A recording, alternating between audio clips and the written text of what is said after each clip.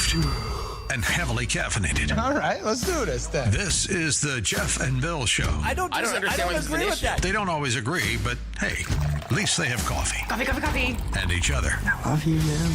God help us. I want to bless him. We need all the help we can get. Now here's Jeff Hunt and Bill Thorpe. The Jeff and Bill Show on News Talk 710 KNUS.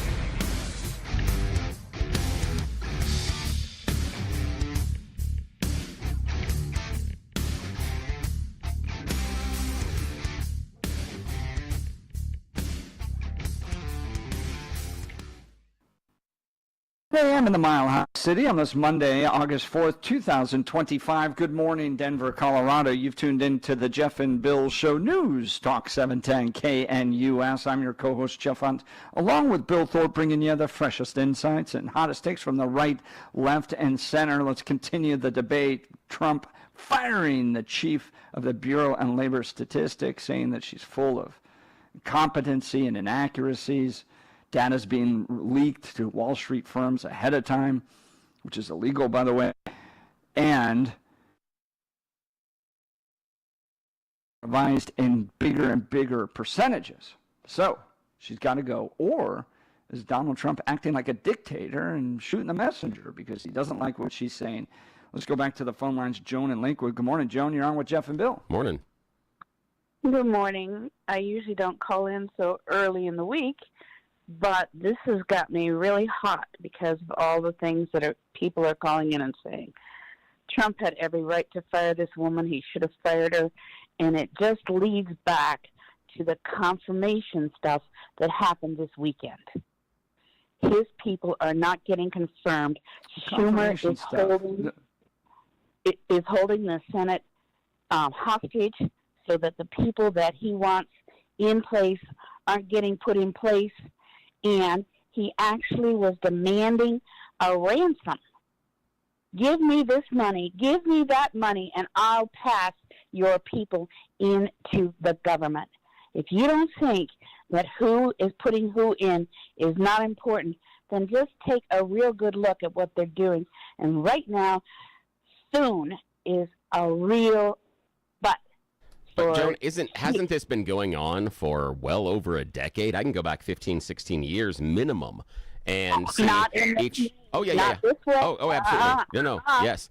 Yeah. No. Yeah. Oh, yeah, absolutely. Remember the party of no, Mitch McConnell with the Obama administration? They didn't want to approve any judges. It's the reason why Trump had so many judges to appoint.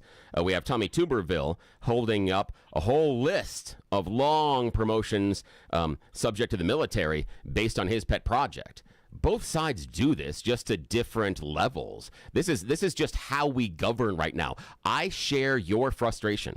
I think this is crap. I share your exact frustration on this issue. The problem is, this is a tool Democrats use when they're out of power. And then when Republicans are out of power, it's a tool they use. This is something both parties do, and we've accepted it. Soon has a tool. And soon has a tool.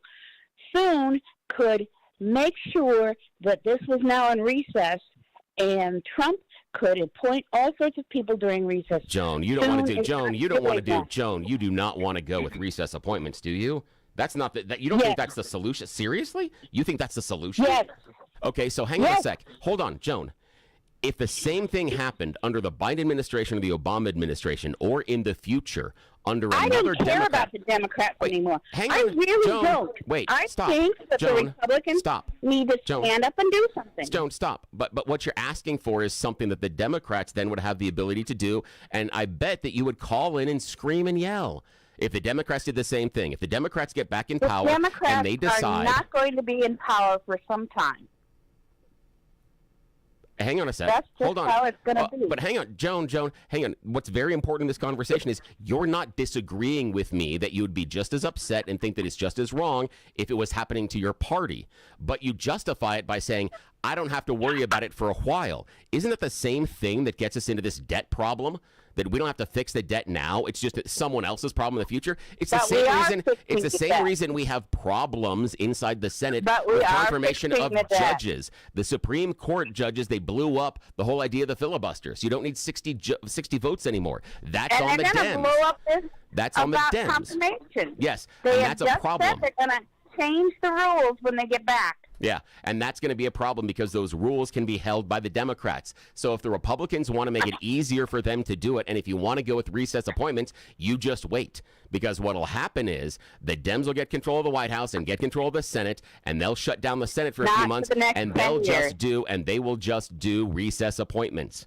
That's it. Hey, Joan, I'm going to remind you, during the first Trump administration, people were certain that it was going to be a twofer, and he didn't make it.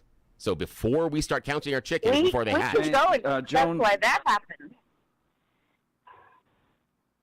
Joan, really appreciate the call. Thanks so much. We've got news and comment with Blake Olson. Blake Olson. Blake Olson, news and comment. Good morning. It is 61 and clear. Expecting a high of 95 today. This portion of the news sponsored by Pastor Camp Heating and Air Conditioning at 303-777-1234 to learn more about special savings opportunities on Lennox equipment. Our top story, Texas Governor Abbott telling House Democrats who left the state to prevent a vote on a redistricting plan to get back to work or face the consequences. Dozens of Democrats fled Illinois to stop today's vote on a new map that would add 5 new Republican districts before next year's midterm elections. Great. So the crooks in Austin head to the commie zone in Chicago. They fly in a $47 million jet that costs $17,000 an hour to operate. So it costs them about $100,000 to fly to Chicago in about, 90 minutes, maybe 2 hours. Who's paying them to break the law? Abbott says these doom Aussies have until 2 o'clock Mountain Time to return, or he'll take steps to remove them from the House. It's the same thing that lefties did in Wisconsin about a decade ago. Hey, good news for Indiana. Well, as of today, Indiana is formally joining forces with federal immigration authorities to crack down on undocumented immigrants here in the state. Governor Mike Braun announced new partnerships between Indiana State Police, the Department of Corrections, Department of Homeland Security, and the National Guard to flag undocumented immigrants for possible deportation. And how about this guy doing the right thing? Well, I've made up my mind. I will be turning in my DACA and returning to Mexico. We came to America January 15th, 1996, so almost 30 years. I was a baby, so I have no memories of Mexico, but I think it's time for me to go back. Now, there is a lot of fears and wonderings and what ifs, but I do not want to be captive to this country anymore.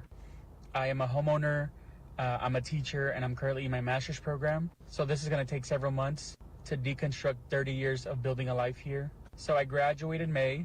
And as a teacher, we work through May. So by June of 2026, I should be back in Mexico. So again, it's going to be a long process. It's going to take some time, but I have already started working towards that big change. And I'm not doing it out of fear or worry. I am choosing to be with family.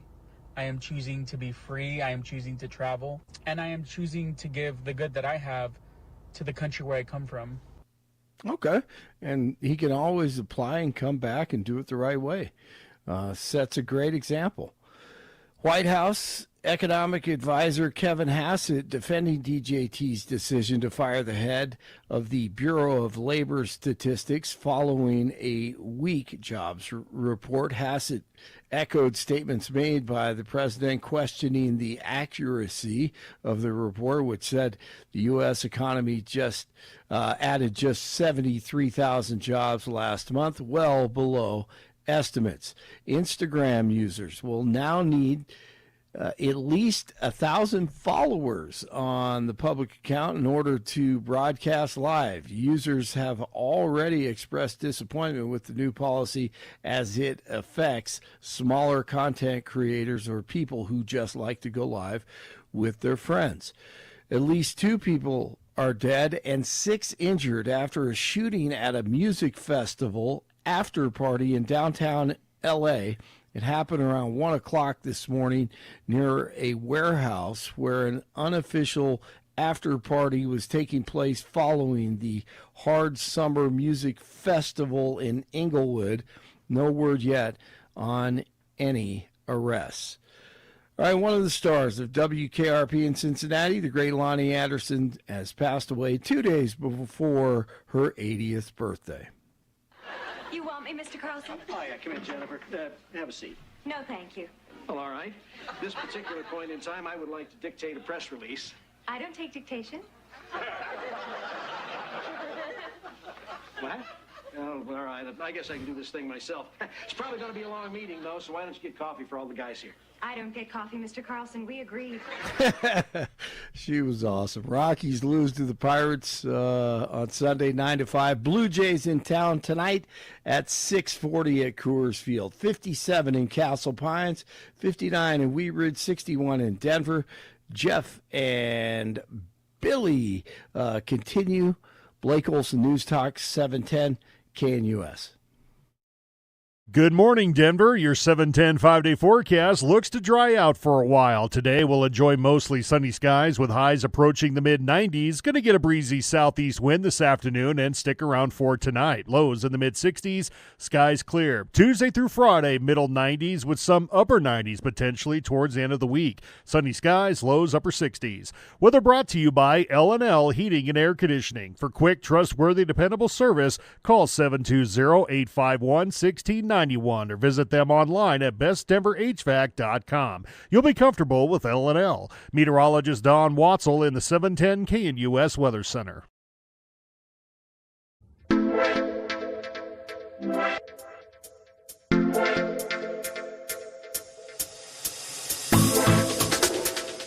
Welcome back to the Jeff and Bill Show. I want to talk about one of my favorite restaurants out there, the Black Eyed Pea of Colorado, locally owned and operated by Steve and Michelle. I love this restaurant.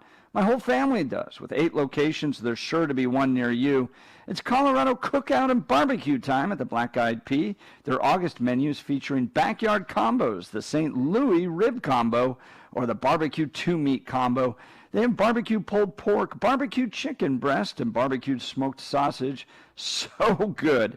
Maybe you're hankering for a sandwich. Try the grilled barbecue Polish sausage topped with grilled onions, or you can do the tender, slow-cooked barbecue pulled pork sandwich topped with coleslaw. Both are served on a toasted brioche bun.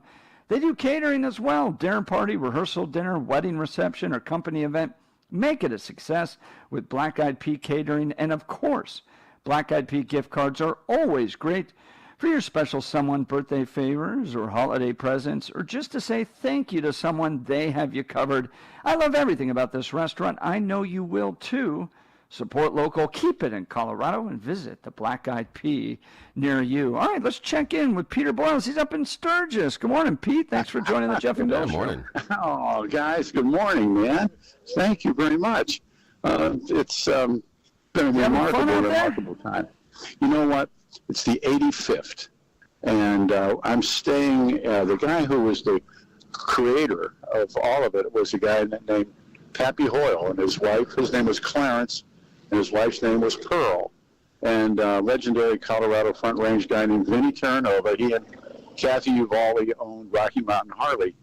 He came up here, and they bought this is where I'm standing at the epicenter, where it all began 85 years ago, and I'm sleeping here. And I met a guy that he's in his early 80s also, and he was raised by Pappy and the Flat Trackers, and Pappy was an Indian dealer, so people don't, he wasn't a Harley-Davidson dealer, he was an Indian dealer. And it's been 85 years, and each year it seems to get bigger and crazier and more fun. But I am standing, I said to the guys this morning, I said, this is where it gave birth, was right where we're standing right now. So it has been, I've run into Sheriff Reams and Steve Wells, and I mean, just everybody unexpectedly that you know, and it's full time. It's great. It is for one split second. It is the heart of motorcycling, and so the bands are playing, and all these different they have big campgrounds and they have live bands. They had Hank Williams Jr. played last night, and they sell it out. So I don't know how much money it makes for South Dakota for 10 days, but I'm sure it's the Super Bowl every day. So anyhow, no, it's great. It's great. Yeah, I mean, having just a wonderful time. It sounds so much fun.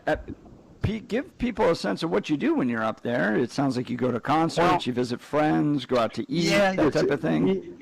Yeah, you go on rides. I mean, as soon as you get off of Colorado's roads, which is something, again, that's for you guys to do now, but Colorado's highway system, Jeff, I mean, and as soon as you go into Wyoming, it's light years better than Wyoming, but when you get into South Dakota, it's better than Wyoming. And they're just, we've all talked politics about what's happened to the state of Colorado. Well, it hasn't happened here. And they make it real clear they don't want what you guys got and what may make it what I got. They don't want that coming up here. So they're pretty staunch, and there isn't a big state in terms of population, but it's beautiful. Black Hills are beautiful, and the Badlands are beautiful in their own way, and the ride up is just great, and I don't know, everything that goes with it, and I'm an old guy, and I think, well, how many more of these will I do? And I hope there's more, but you never know. And so this is for the 85th, and there's more people. I've never seen the place as many people as I've seen it now, and I've been coming for, I don't know, more than 20 years, and so it's just packed, and man, I mean, people have to. Sturgis is one of those things you have to experience before you can say, one way or the other about it. And there are people that don't like it, and then there's people like me that love it. So, and it's all the motorcycle stuff, and Pete, got a question for you. Sure. First off, we're gonna get more salacious here in a second. I'm gonna ask you about your favorite T-shirt or tattoo that you've seen. But first, what has been the bike that you've seen that you've been walking down that you just stopped and went, ooh, look at that? What's the one that made you stop? I got invited to an industry show last night at the Buffalo Ship where they unveil these homemade and part-made, and there was some stuff. I'll send you some pictures, but there's Hispanic styling now. They're Chicano guys, and they're called, and they call them fishtails, and they're elaborate, and the paint jobs are elaborate, and those guys, yeah, you can hear it.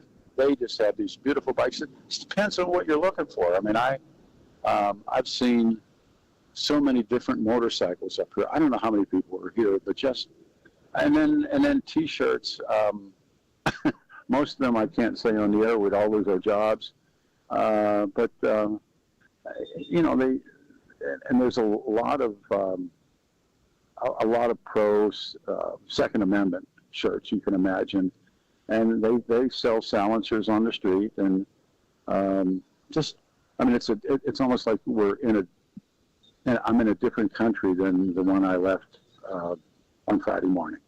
You can sense that. I mean, I do sense that, and a lot of people are up here that are moving, are getting out of Colorado, and they talk about it. I met some young guys from Wyoming last night. Where I was at a get together over at one of the guys' houses, and they're from Wyoming. They said, we don't want what's happened to Colorado happen to Wyoming. So, I go, wow, that's the politics are very on their sleeve. They'll talk to you about it, and as soon as you say I'm from Colorado, then they want to really talk to you about it. So, there was a rumor that Trump was going to show up here, and I said, he doesn't have to campaign here. He's don't waste the gas. Go some, this is like, they fly the flags up here. And I don't know. I mean, it's just, like I said, if you don't, once, and Louis Armstrong didn't like to be called Louis, they called Louis. And people asked him about the music that he played and the jazz that he played. He said, if I have to explain it to you, you won't understand it.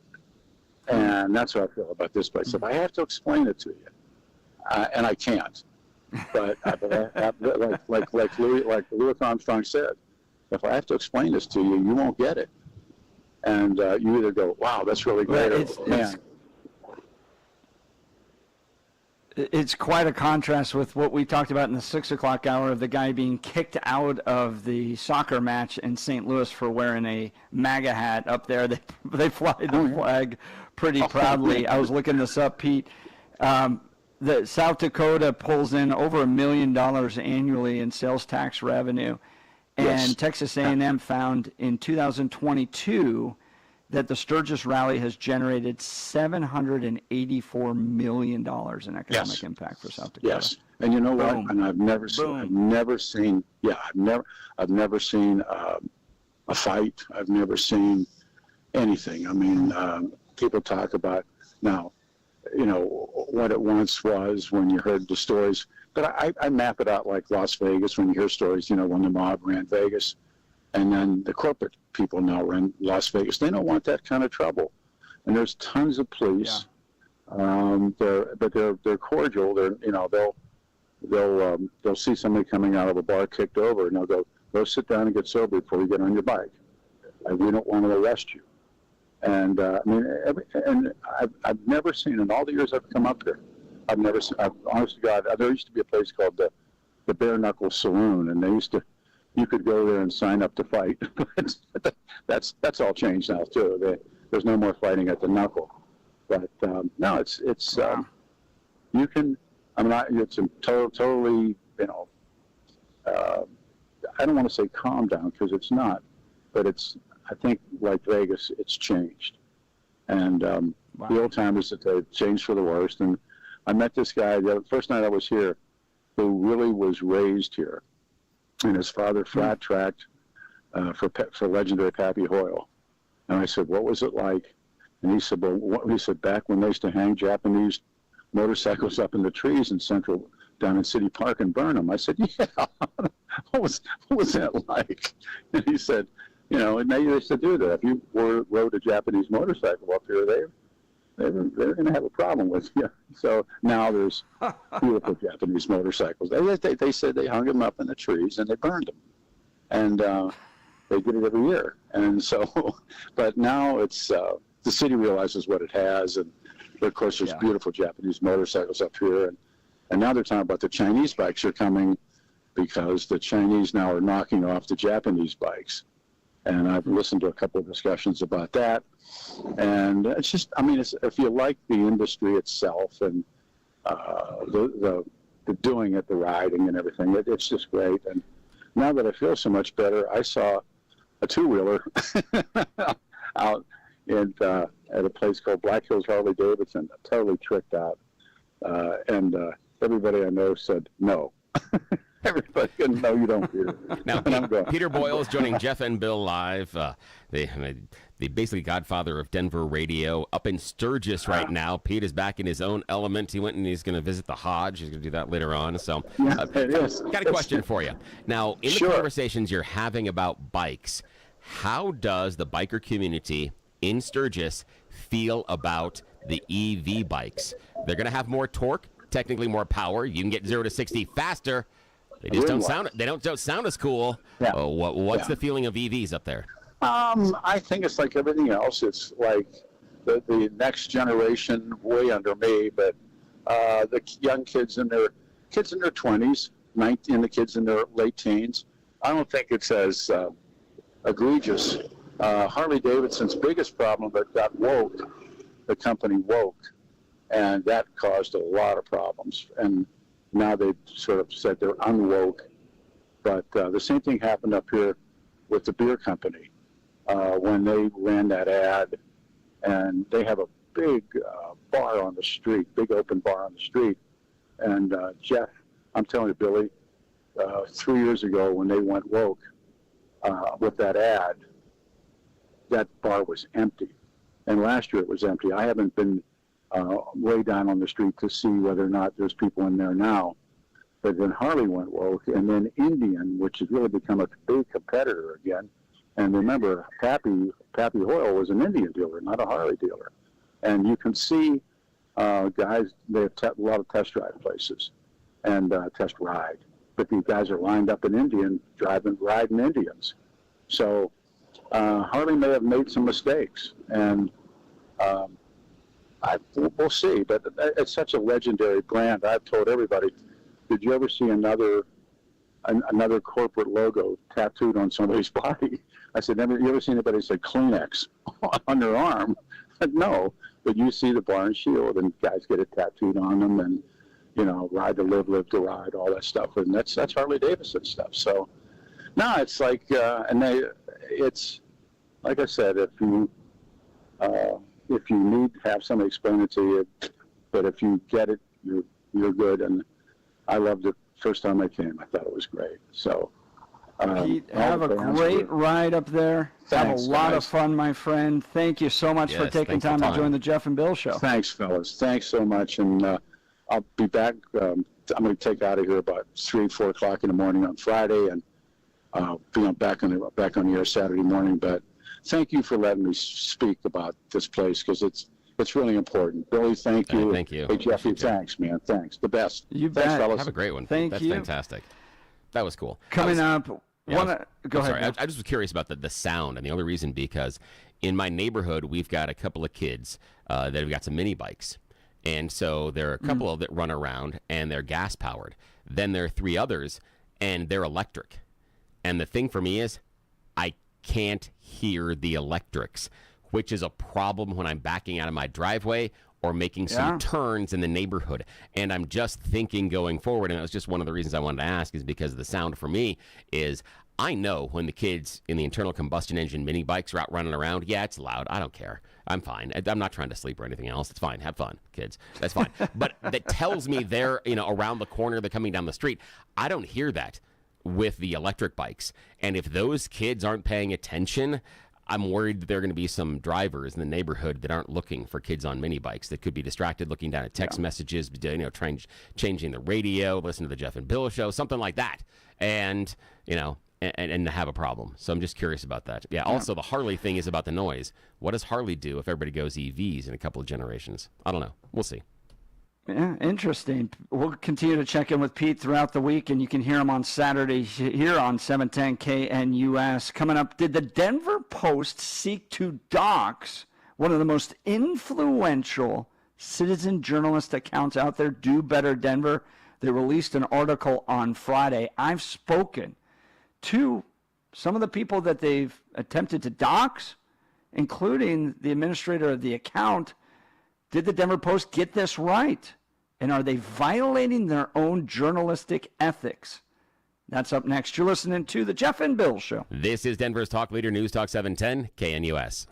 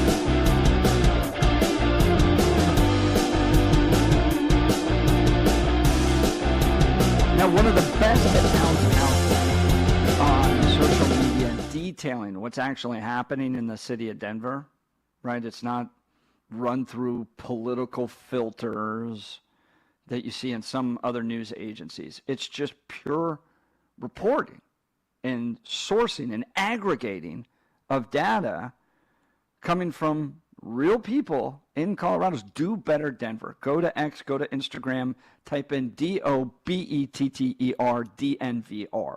It's incredible stuff, right? You really get to see the real challenges that the city is facing. Now, the Denver Post on Friday, big piece, trying to expose who's behind Do Better Denver. And this is an anonymous account, which is fine, right? Let's go back to the founding of this country. Benjamin Franklin, silence do good, right? Writing letters, writing and posting pieces of information anonymously is perfectly acceptable in this country. No problem with it. Unless you're exposing some of the progressive failures in the city of Denver. Then there's a problem. There's a problem from the mayor's office and there's a problem from the Denver Post because they don't like what's being shown here. They don't like what's being revealed, the failure of the policies. Do Better Denver has hinted, and Denver Post kind of hinted too, that the mayor's office is behind part of this effort to reveal who is managing the account Do Better Denver. Now, in this post from the Denver Post, in this article from the Denver Post, they expose 3 women that they say has been feeding information to Denver's loudest social media critic, Do Better Denver. And they did this by coordinating the CORA requests, so the Colorado free information that you can get by putting in a request to the government, what's called a CORA request. Denver Post coordinated CORA requests with what was being posted by Do Better Denver and said, aha, we've caught you and we know who you are now. Now, what's wild about this is the 3 women that they detail in this Denver Post article are not journalists. They're not administrators of this account. There's no official tie between them and the account. They're just simply sources of information, concerned citizens that have gone out there, requested information from the government, shared it with people. It found its way to Do Better Denver. It could have been sent to Do Better Denver. Who knows? Who cares? Right? They're not journalists. They're just concerned citizens. And the Denver Post had the audacity to post their name and information when they have never, in any capacity, claimed that they were journalists, that they were officially connected to Do Better Denver. The Denver Post doxed anonymous sources to an account that the Denver Post disagrees with because of their policy beliefs and the fact that Do Better Denver is exposing problems with the city of Denver. I want you to understand this. The biggest newspaper in Colorado that has plenty of protected sources. In fact, they rely upon these protected sources on a daily basis to push their agenda, use the power of their institution to expose 3 innocent women who are not administrators of Do Better Denver, not journalists, sources. Another news agency went out there and exposed the sources of a competing news agency. Now, what gives them cover in this, according to the Denver Post, is that Do Better Denver says in its bio that it's citizen journalists. Citizens journalists. And they said, well, because you claim the moniker journalist, you need to take responsibility for what you post. We're journalists. We put our name on everything. We have editors. We take responsibility and put our name to everything that we post. And in fact, she says that as citizen journalists, they need to take responsibility. Well, I invited the author of this piece, Shelley Bradbury, onto the program. I said, Shall we? Let's have a discussion, because my audience likes what Do Better Denver's doing. Would you, as a professional journalist, be willing to take responsibility for the work that you're doing? She declined to come on the show. This is, from my perspective, worthy of a lawsuit. Maybe not perhaps from Do Better Denver. I mean, I think they could make probably a fair argument that they have been maliciously maligned with this article, because they're claiming 3 people are administrators or citizen journalists that aren't even attached to the account. It's actually managed by somebody else entirely, who I've spoken to and has confirmed to me that the 3 people in this article are not administrators of Do Better Denver. Okay? And I've spoken to 2 of the 3 women that are listed in this article. And they're innocent. They're simply sources, if you can even call them sources. They're basically concerned citizens of the city of Denver that wanted to get information, shared it with people. It found its way to Do Better Denver, and now they've been doxxed by the Denver Post. They're being harassed. Their jobs are at stake. Their families, their reputations, all of that has been threatened as a result of what the Denver Post did here. They never asked for this.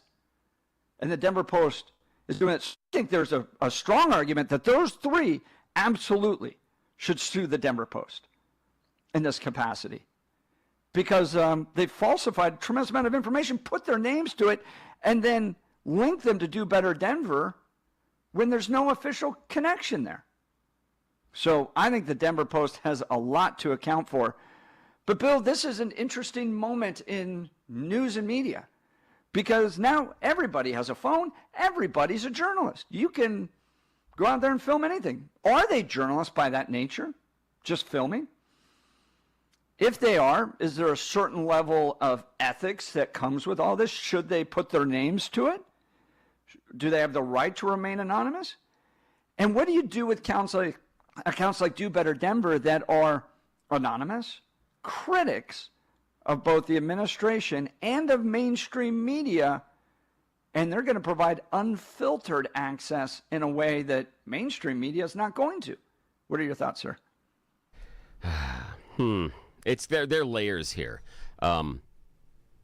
Just personally, and this is just me, I dislike pseudonyms online and in social media, because, and this is just across the board. I'm not sitting here, and it's not because of Do Better Denver or anything else. I have just seen, and in my experiences, that when a group or an individual uses a pseudonym, it allows them to sometimes embrace the worst aspects of human behavior and personality. There are things that people would say and do behind a pseudonym they never would do publicly. I think that's one of the problems we have with social media, is that it allows us to put on a costume and behave in ways we may not, and in some ways just to put on an act. Again, I'm not saying that's what Do Better Denver is doing.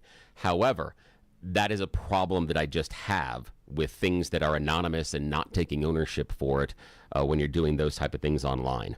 I mean, Jeff and I take ownership, despite the best efforts of 710 KNUS, of this 4-hour program every day.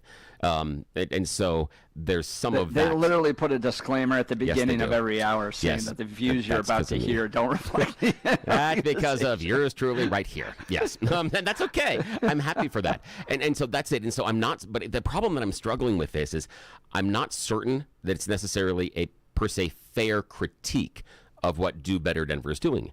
I don't mean to use it to impugn what they're doing, anything else. Yeah. But that's just how I'm wired. Is I don't like that idea of being able to sit behind a pseudonym inside of social media. Now, you want to be a professional wrestler and be lucha libre and put on the mask? Absolutely, I'll play with your mask all day. You can be Mil Mascaras. I don't care. That's fine. But this I have a little bit of an issue with. But let's put that aside for a sec. I just want to make sure that people understand that's where I sit before I talk about where I'm going to stand, as Mike Rosen used to always say, that's just something that I have to overcome in this conversation, that I just don't like it. The question I've really got is, what did the Post do that others could not? that if the Post is just going for individuals and looking at who made these Freedom of Information requests, and then that information ends up at this source, it seems to me that anybody, even an average citizen journalist, could still do that type of work. Now, what the Post did as far as holding them out and bringing them into the public, some have more public-facing jobs than others, and saying their sources and drawing some conclusions, yeah, there could be some problems there, because I would hope that the Post legal department was able to make sure they can draw the conclusions that they say inside of their article. If not, there is some defamation and libel that is possible. But I don't think the Post necessarily broke anything that anybody else couldn't have done. All this information would be obtainable by most anybody else. So that's what I'm kind of struggling with here is it's on two sides. But it's the assumptions are what's a problem for me. So you're going to take the power of the Denver Post, right? This storied institution that's supposed to hold power accountable. And what do? Well, you go out there and you look for people who core requests, and then you try to align them with a certain media account. Then you try to expose them because they have power? Well, not necessarily. They're critics, yes, but the mayor has real power. The governor has real power. The city council does. And you're spending your time trying to expose who's behind a critic social media account that, yeah, sometimes gets a little political, but for the most part is just posting the problems with the city.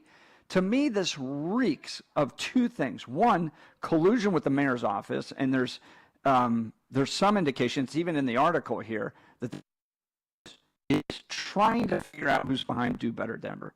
Well, why do they care?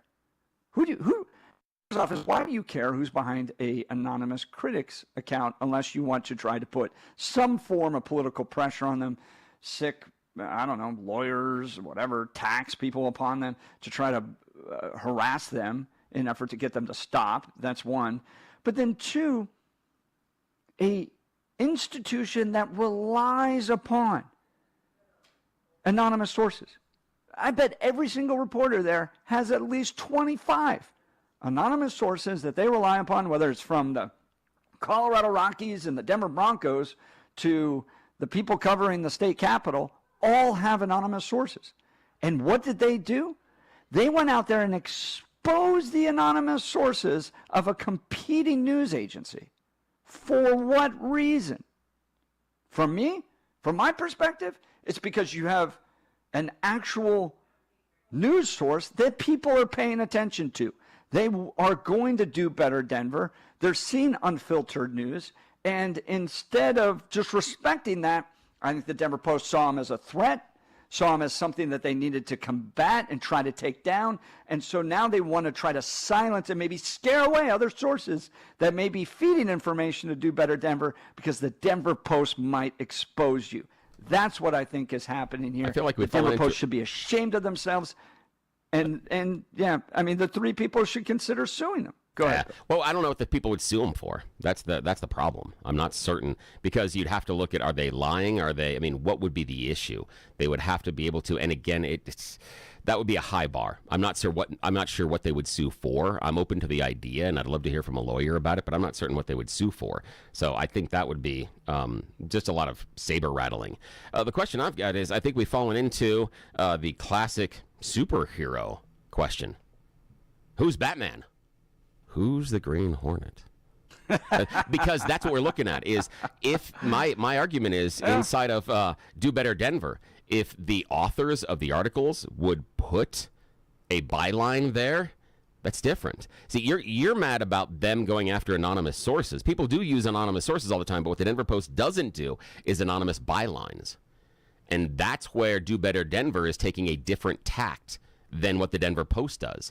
While they're using anonymous sources, they don't have anonymous bylines. And guess what? If we had routine articles coming out that either wrote things glowingly about Polis or awful about Polis or anything else, but there was no byline inside the Denver Post, every single one of us would be wondering, who wrote that? Is it Jared Polis' office writing it and then putting it out there? Is it maybe the GOP, Colorado GOP, writing it and then publishing it through the Denver Post? Who's responsible? There's no name here. So because inside of Do Better Denver, they don't have any attribution for authorship. They create this question. And I'm not saying they can choose to do whatever they want, but the question about who's doing this, that would be, then is it the top number of investigation things happening at Denver Post? Probably not. But would it be one of those questions? Yeah, absolutely. If the Denver Post or another media outlet was publishing a whole bunch of anonymous sourced articles that weren't doing a byline, yes, you'd have a question. Who is this? Who's doing this? Bill, this is not an altruistic effort to try to figure out who's behind it. This is a politically motivated attack against an opponent driven by a mainstream media outlet that leans progressive in effort to cover a failing mayor's administration that wants to attack its critics rather than solve its problems. Give us a call. We'd love to hear from you. 303-696-1971. Text us on the Dan Caplis Law text line, 720-819-5115. Was it right for the Denver Post to try to expose Do Better Denver? According to Do Better Denver, they got it wrong. Ended up just exposing 3 citizens that were concerned about their government and essentially doxed sources. Or is this an effort to bring about journalistic accountability? Give us a call. We'd love to hear from you. Join the conversation. You're listening to The Jeff and Bill Show. This is Denver's talk leader, News Talk 710, KNUS.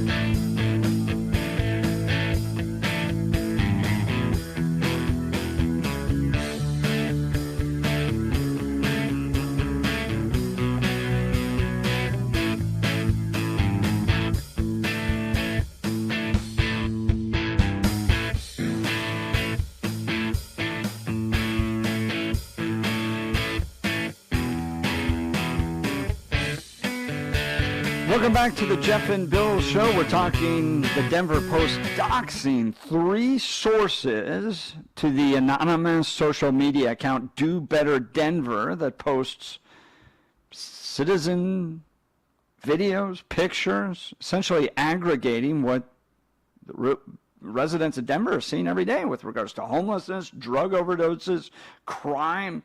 Posts them up there. Holds the mayor accountable. Isn't that the point of journalism? And shouldn't journalists have sources that they're allowed to keep anonymous? And is it right for the Denver Post then to expose and dox and put the names with 3 sources who aren't administrators, aren't paid for by Do Better Denver, don't have lawyers and institutional protections like the Denver Post has? And in this case, this is like a teacher and a mom and all those folks that have just had their information now exposed, jobs threatened, personal lives threatened. All they've done is all they've done is go out there and get information that Do Better Denver's used in some of their posts. It's not right. And the Denver Post should be ashamed of themselves. Let's go to the phone lines. Nick in Denver. Good morning, Nick. You're on with Jeff and Bill. Morning. Thanks for taking my call. Both of you should not be surprised about this. This is the way the left operates. This is not new. If they don't like bad information coming in that exposes them, they shut it down. I mean, for them, any way to silence you is totally legitimate, because for them, this is a war, always has been. This is not a political campaign, it's a war. I don't know. I mean, Nick, I've heard it's a war on the other side as well from the GOP. It's a war for America's soul, that the Democrats are turning us into liberals and Marxists and communists, and it's a war for the fabric of America, America, America. I mean, we can go back last hour, and you said that, the liberal Denver Post is just mad about what was coming out, and they're trying to take it out of them. We could make the same argument, couldn't we, that Donald Trump fired the head of the BLS because they didn't like the job numbers. So he was trying to goose numbers on the other side. I mean, I think there's a horse apiece on these, if that's the motivation that you see. I don't think it's necessarily the purview of either liberals or conservatives. I think they both do it when it's convenient. Yes, they do. You're right about that. But the left is so much better at it. Number one, and number two, let me give you an example of faulty analysis. The Consumer Price Index is based on a basket of commodities, and it comes out, they whatever they do, they average out whatever the costs are, and they come up with a number to try to determine how much or if any inflation is happening. But the 2 items they don't include in this basket of commodities are the 2 items that most of us have to buy every single week: gas and food. So that's why whatever statistics they come up with, as far as the Consumer Price Index is concerned, has to be faulty. But I think core inflation does take into account gas and food. I think it does on that arm. But I'll take a look. You might be right. I don't know. I'll take a look, man. But thanks. I appreciate the call. Yeah. Appreciate the call. Thank you so much, Nick. Well, here's my message to Do Better Denver. I don't know who you are, but I sure as heck appreciate what you're doing. Keep it going. The fact that Denver Post and the mayor are so angry at you means you're right over the target. We'll continue. You're listening to the Jeff and Bill Show. This is Denver's talk leader, News Talk 710, KNUS.